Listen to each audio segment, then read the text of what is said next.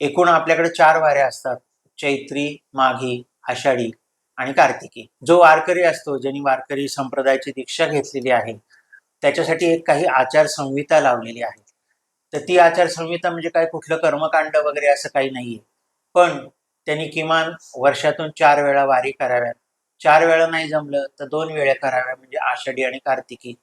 जर 2 वेळा नाही जमलं तर निदान एक तरी करावी आणि ती आषाढीची करावी.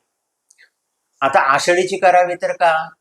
तर इतर ज्या महिन्यांच्या वाऱ्या आहेत, तर त्या वाऱ्यांमध्ये संतांच्या पालख्या जात नाहीत.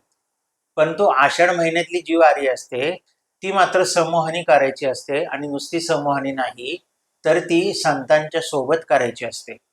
म्हणजे ह्या वारकऱ्यांचं नेटवर्क इतकं जबरदस्त आहे, की महाराष्ट्रातल्या प्रत्येक गावातून एक दिंडी निघते.